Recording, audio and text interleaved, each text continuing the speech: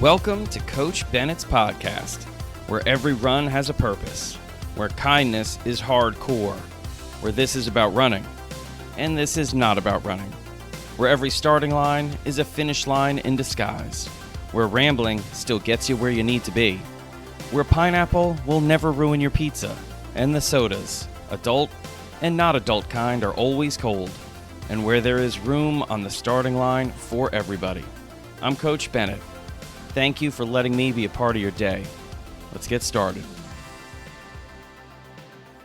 Welcome to episode 63 of Coach Bennett's podcast, and I am really excited about this one.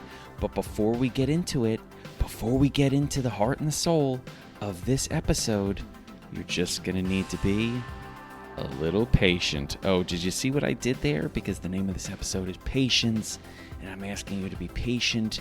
I mean, it's amazing, isn't it? You already know this is going to be a great episode if I'm less than 30 seconds in and I'm already this witty, right? All right, well, the reason why I don't want to get into the episode immediately is I just want to call attention to the Olympics that just finished a few days ago in Paris. And I just want to tell you, I think this may be the best Olympics ever. I know, controversial statement, but is it? Because I'll tell you what, in all my time, I'm probably going to be pointing to two Olympics that held the podium positions. And those would be the 1984 Olympics in Los Angeles and the 2012 Olympics in London. Now, I was having a hard time figuring out what's going to be number 3, but I'll tell you what, I think Paris has made the podium, and I think Paris has bumped down the other two Olympics. I know, it's crazy, and I'll tell you what, it hurts to say it a little bit because the 1984 Olympics have such a special part in my psyche, my existence, the way I view the world. That was the first Olympics I really paid attention to. I was just a little kid, but I fell in love with so many different athletes, so many different sports. The music of 1984, I mean, I will say this, 2024 Olympics may be the best Olympics of all time, but the music in 2024 cannot hold a candle to the music in 1984. And if you want to argue with me, that's fine. You can argue all you want. And I know people say everyone has their own opinion, but a lot of opinions suck. And if your opinion is that the music in 2024 is better than the music in 1984, I got to tell you, that opinion sucks. But we can get to that at another time. And if you have a hot take about 2024 and you want to defend how great the music is in 2024, that's wonderful. I'm not saying the music is terrible in 2024. I'm just saying compared to 1984, the music's terrible in 2024. We can go on it, we can talk about it, but if I sent you a list of the top 100 songs from 1984, you'd agree with me. You would agree with me. In fact, I may put actually a link to the top 100 songs of 1984.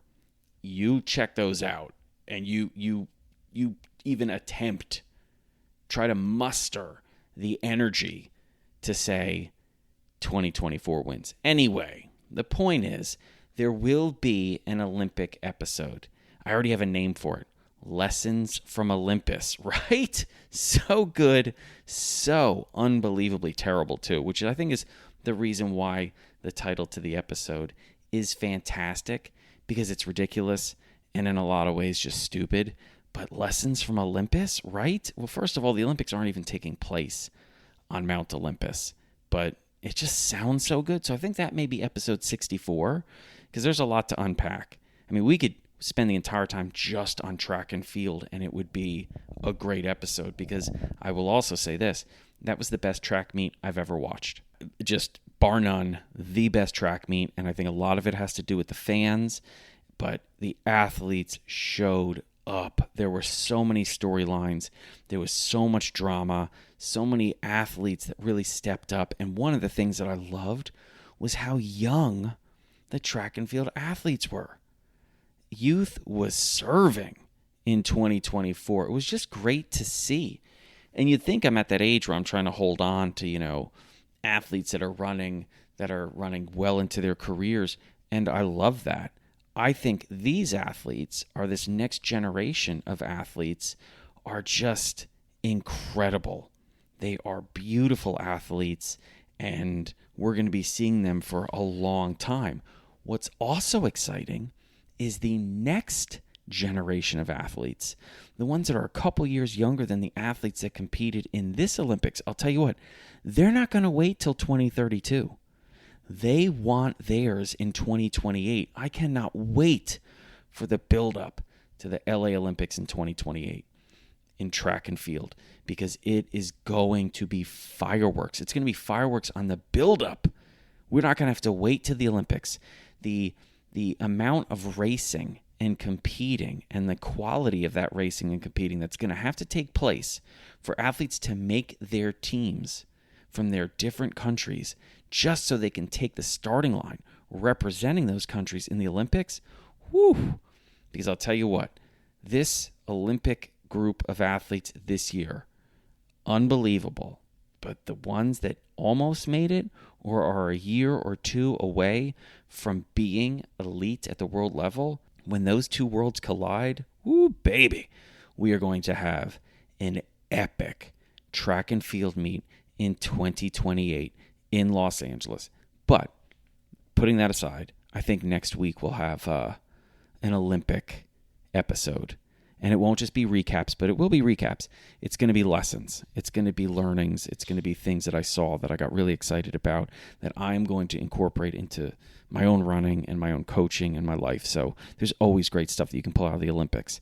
So anyway, that's coming soon. Just wanted to say that. Thank you for your patience as we enter into Patience, episode 63. Now, I believe patience is one of the absolutely essential ingredients to success in this sport. Now, this is following last week's episode, which was about another essential ingredient to success in this sport, which is confidence. And I'll tell you what, the reason why we're doing patience this week is because patience and confidence work together.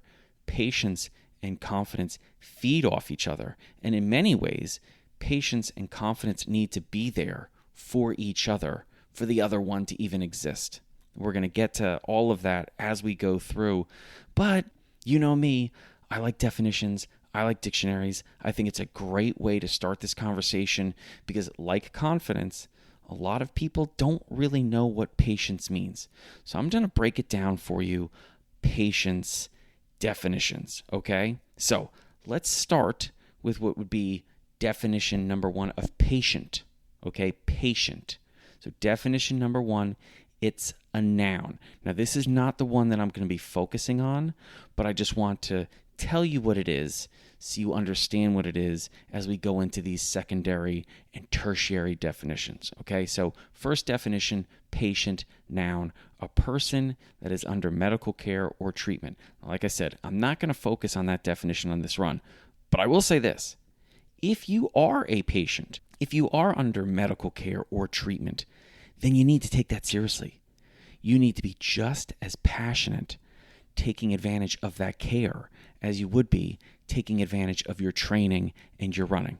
So if you're coming back from an injury or sickness, if you have an injury or sickness, you need to respect the runner, the athlete, the person. Okay, I'm talking about respecting yourself. I'm talking about respecting the medical care and treatment that you're getting, because that's the only way that you're going to heal. That's the work you need to do to heal. It starts with respecting yourself and respecting the treatment, because it is work to heal. It's not laziness. It's not nothing. It's something. It's work. It takes effort. It takes commitment. It takes perseverance. It takes hope and optimism and faith to get better when you're injured, when you're sick. Which means, yes, you may need to back off from your running. You may just stop your running entirely in order to heal or recover. And now here's the other thing, and then we'll get into the second definition. Your best running will come from being consistent. And being consistent comes from being healthy. And being healthy comes from respecting and taking care of the body and mind that carries and guides you. So if you are a patient, noun, first definition, a person that's under medical care or treatment, you need to make your highest priority being a great patient. And yes, that will demand patience. All right, let's roll into the next definition. I just had to get that away. That's like my PSA, my public service announcement for all of you, because I think a lot of times people don't respect the work it takes to heal when you're injured or sick. They think the only work that is respectable is the running, the lifting, like you got to be kidding me. You have to show some respect for what your body is doing to repair damage. Respect that, respect the athlete, respect the treatment, and you'll be back running and training faster than if you disrespect those things. All right, sorry. Next definition, patience, adjective. All right, so the first definition of patience as an adjective, bearing provocation, annoyance, misfortune, delay, hardship, pain, etc., with fortitude and calm, and without complaint, anger, or the like. I like that. I like that definition because we do have to deal with all sorts of things on a daily basis that strain us, stress us, sap us. We bear provocations and we bear annoyances. We bear misfortune. We deal with delays and hardships and pain. And we try to do those things. We really do, with fortitude and calm. We try to do them without complaint or anger. We're not always successful, but we do try to do that. That's the definition of patience. And it takes a lot of patience to deal with all of those things. Now, I'm not going to focus on that definition either, okay? But before I move on, what I am going to say is that so many of us, once again, equate patience with inaction, just like we equate healing with inaction. And we think that patience is like sitting on our hands in a waiting room, just doing nothing. Well, that's not true. That is completely, absolutely not true. Remember, that definition I just read starts out by saying patience is bearing provocation, bearing annoyance, bearing misfortune, bearing delay, bearing hardship, bearing pain. Well, to bear is defined, first definition, to hold up, support. Its second definition is to hold firm under. Now, I'm a lover of that second definition, but you probably already knew I was going to like that second definition because I'm just a second definition type of guy. To hold firm under. That's the definition of patience. The first definition of patience as an adjective, to hold firm under the weight of all of those things, those provocations, those hardships, those misfortunes, those annoyances. How can you tell me that holding firm under those things is not a sign of mental and emotional strength? I'll tell you what, suddenly patience sounds a whole lot more like something than nothing when you're remembering it means to hold firm under. Oof, sounds badass to me. Anyway, that's not even the definition that I want to focus on, all right? Let's focus on the definition I want to focus on. Okay, the definition I want to talk about, which seems odd because I just went off on a ramble about how I'm a secondary definition guy, is actually the third definition. It happens sometimes. You got to be open to it. Sometimes you just surprise yourself. It's like when you go on a run. One of my favorite things about going on a run is the fact that I don't know what's going to happen on the run. There are no guarantees. It's one of the few things I do during the day where I get to be surprised because I don't know what's going to happen. Sometimes I head into a run thinking it's going to be a terrible run, and it's a great run. Sometimes I head into a run thinking it's going to be a great run. It's a terrible run, and I'm totally surprised, and there's something fun about being surprised. Anyway, let's get to the definition I want to talk about, and it's the third one, okay? Here we go. Third definition of patience: quiet, steady, perseverance. Oh, baby. Let me say it again. Quiet, steady, perseverance. Now, let's do this because I think this is going to be fun. Let's take our thesauruses out. That's right, everybody. Take out your thesaurus. It's different than your dictionary, okay? That's right. It's that other book that's been collecting dust in your corner. The thesaurus. Let's look at synonyms for perseverance. Here we go. Dedication, determination, endurance, grit, stamina, guts, purposefulness. Oh, baby. And maybe my favorite of all, moxie. That's right. How great a word is moxie? Whew, it sounds like, a throwback from a movie in the 30s. Like, hey, kid, you got moxie. You know what I mean? Doesn't it? No? Just me? Okay, moving on. The point is, let's break down this definition. What in the world is moxie? Moxie is defined as courageous spirit and determination. So now, if we do our little Frankenstein thing where we're grabbing some words from this definition and that definition and we're putting them all together, let's look at patience as a quiet and steady, courageous spirit. Now, I'll tell you what, it's not easy to have a quiet and steady, courageous spirit. It's even harder to hold on to a quiet and steady, courageous spirit. And I'll tell you what, the best part about this, though, is we can work on it. We can strengthen it. Just like patience in some ways is a sign of endurance, we can work on our endurance to be patient, to have a quiet and steady, courageous spirit. And what that means is, on each and every run we do, we can work on developing, strengthening, making more powerful that quiet, steady, courageous spirit of ours. But this is the thing, which is what I love about running, as you know, which is why I always say this is about running and this is not about running. Because I tell you, if you can let your running be about more than running, then your running can help you get better at more than just running. And if that's the case, then more than just running can help you get better at running. So here's the thing. On each and every run, if we work on our quiet, steady, courageous spirit, that's going to help us become a better runner. Don't you think? Don't you think having one of the ingredients with you on the starting line is something as badass as a quiet, steady, courageous spirit? I think so. But now let's bring that outside of the run. Let's bring that into the rest of our lives. When we do get hurt, sick, injured, we can also work on our quiet, steady, courageous spirit. And in doing so, working with a quiet, steady, courageous spirit when we're sick, hurt, injured, is going to help us become a better runner when we get to run again. Let me give you another example. And this can come from the Olympics. We had so many stories where athletes in one way or another in 2020 or 2016, their goal to be an Olympian or race or compete well at the Olympics, it didn't work out. And they needed to be patient, right? They had to be patient because in 2016, it wasn't the time for whatever reason. Or in 2020, it wasn't the time for whatever reason. Now, you hear that word patient, they needed to be patient. It seems like they just needed to wait.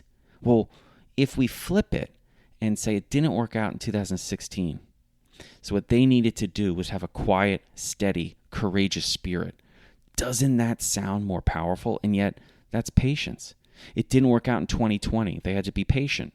Okay, that sounds good. But they had to have a quiet, steady, courageous spirit. Come on. And then it comes together in 2024. And there's so many different ways that this could come to fruition. This patience, this quiet, steady, courageous spirit. It could be they developed or had to adjust to a new type of training because what was working was no longer working. And when they took on this new form of training, the benefits were not immediate.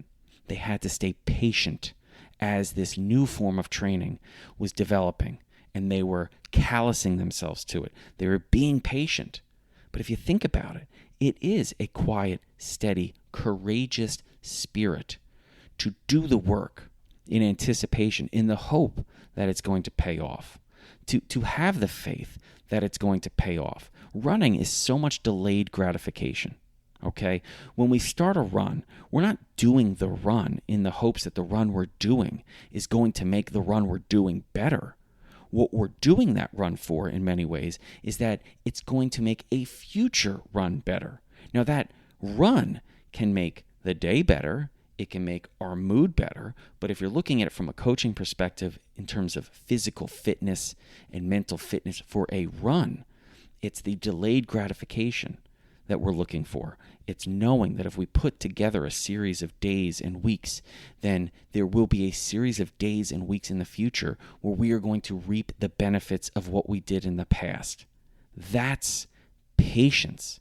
It's that quiet, steady, courageous spirit that we are putting in the work for something that we are not going to benefit from until a later date. That's patience. Now, this can come in so many different ways in your life. It could be why you start a new language. You're patient with learning the language. You're not going to be able to speak coherently in the language after an hour of practice. But if you continue to practice, you're going to learn some nouns, you're going to learn some verbs, you're going to start putting them together. You're going to be able to start to understand maybe a native speaker. You're going to be able to speak back. Maybe you can even write. I mean, these are the things that happen over time if you're patient with the growth, with the benefits coming down the road. So much of it is the same with running. And in doing that, in working on a new language, a new skill, starting a new job, a new class, being patient, having that quiet, steady, courageous spirit, we are developing our patience, our ability to be patient. We are increasing the magnitude of our patience or quiet, steady, courageous spirit. So if it's in class, if it's in work, if it's at home, that will translate to becoming a better runner, a more patient runner, a runner that has a greater capacity for quiet, steady, courageous spirit. That's why I love breaking down these definitions. Because I'll tell you what, so many athletes hate being patient. They want immediate results. They start a run, they think that they should come home and everything should be different. And it's very difficult to tell the athlete, if you're patient, it's going to work. Because no one wants to hear that. Because everyone thinks all patient means is waiting. And no, that's not what I'm saying. I'm not saying be patient, meaning wait in line for these benefits. What I'm saying is you're going to need to be courageous. You're going to need to be steady. You're going to need to have perseverance, which means dedication, determination, endurance, grit, stamina, guts, purposefulness. That's what I'm saying when I say be patient. All of those things mean the same thing. You got to do the work today to get the work tomorrow. It doesn't mean we can't celebrate today, but don't think that the work you're doing today, if it's not showing up today, is not going to show up. It is. It's just going to take patience for it to show up in the way that you want it to, because it's a little bit like a puzzle. Today's puzzle piece is going to stick together with tomorrow's puzzle piece. Now, if you have 1,000-piece puzzle, you put 2 pieces of puzzle together, you don't know what the picture is, but you don't get upset and say, oh, you know what? I did 2 pieces of this puzzle and I don't see the picture. This is a waste of my time. That would be foolish. That's ridiculous. But you put together 50 pieces and maybe you see a little bit of something. And you recognize something. It's not the entire picture. It's not everything. But one of the things that working on a puzzle demands is patience. If you're consistently working at it, if you're adding a couple pieces every day, eventually it's going to turn into 600 pieces done and 720 pieces done and 840 pieces done. And now you're really seeing this picture that is on display. And you're not even done yet, but that's bringing you optimism. It's bringing you excitement. But if you rewind and think about those first 2 puzzle pieces, if you demanded to see through 2 puzzle pieces what you're eventually going to see on 840, well, you're never going to get to 840. That lack of patience is not going to lead to something great. It's going to be patience that is going to lead to 2 puzzle pieces becoming 20, to becoming 200, to becoming 800, to being 1,000. And you know what you learn when you finish that puzzle? That you can do another puzzle. And that when you do another puzzle, it's going to take you putting together 2 pieces to start. And that doesn't mean it's not working. It means it is working. And if you're patient, it's going to be 3 and 20 and 50 and 1,000 again. But sometimes we have to remind ourselves of that. And I think it helps to know what exactly patience means for when you're starting a training journey or when you're starting a rehab from being injured or being sick, when you're coming back after healing from being injured or being sick, when you're just in the middle of training. Sometimes what you need to know is that every day you're just adding a puzzle piece the picture doesn't have to show itself immediately. It will show itself. And on top of that, what you're learning is you have that quiet, steady, courageous spirit. And maybe most importantly, you can always work on strengthening that quiet, steady, courageous spirit. That, to me, is why patience needs to be incorporated into every single run you do. It should be incorporated into every single training plan. It should be incorporated into your life. So yes, when you are in line at the Division of Motor Vehicles waiting for your driver's license, and you are in fact sitting on your hands wondering when your number is going to be called, stop for a second and say, you know what? I'm working on my patience. I am. I know it's going to happen. How can I keep myself from falling into despair as I wait to get my driver's license? And use some of the things that you've learned from running, from healing, from getting over sickness, from coming back to the starting line, from getting over a training plan, from starting a training plan. Think of those puzzle pieces. And that's the cool thing. You're going to be better at the DMV because you're better on the starting line, because you were better healing and recovering from injury. That's why patience is so essential, important, and should be celebrated. Just define patience the right way. And if you can do that, you're going to be defining so many other actions you do in a better way. And that's episode 63. What do you think about that? Now, this didn't even take that long. So I didn't even ask you to be wildly patient outside of the beginning when I went through, obviously, stuff like, the Olympics and 1984 versus 2024. I asked you to be patient there. I'm kind of asking you to be patient right now because what I'm keeping you from is a mindset minute with Coach Tammie of the Show Up Society. That's what we're going to do right now. You know it. I promised it last week. You're getting a mindset minute. So without any further ado, I'm going to give you Coach Tammie Bennett for a mindset minute. And when she wraps up, we'll say our goodbyes. Well, not even goodbyes. We'll say our see you laters because next week we're going to have lessons from Olympus. That's right. All right, Coach Tammie, give us that mindset minute. So when you are in the midst of a goal and it feels like it's never going to happen for you and you start to get kind of angsty and anxious and just ants in your pants wanting it to be finished, I like to remind people that if you remember to just have that absolute faith that it's going to work out the way that you want it to, if you have faith that you are going to create the result that you want, it's going to help you to be a lot more patient right now because you'll just remember that you're just in process, you're making progress, and you don't have to be at the end yet. And another tip I like to give people if they're in the struggle fest in the middle is to remind yourself this is going to be part of the story. This is going to make a great story someday. So at the end of your story, at the finish line of this particular goal, and it has all worked out, because remember, we're having faith that it's going to work out. At that time, it's going to be so fun to tell people about the drama that you went through partway through, and it's going to make victory that much sweeter. So just remember, this is just part of the bigger story. As always, awesome. Thank you, Coach Tammie, for that mindset minute.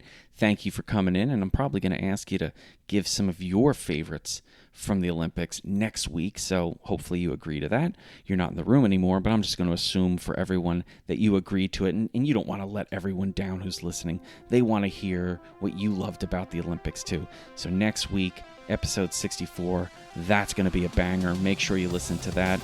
Thank you for listening to episode 63 of Coach Bennett's podcast. Thank you for rating and reviewing the podcast. I keep hammering that. I'm telling you, it makes a big difference if you go in there and just rate and review the podcast. Please keep sharing it with friends and family and teammates. Thank you for being a part of this community.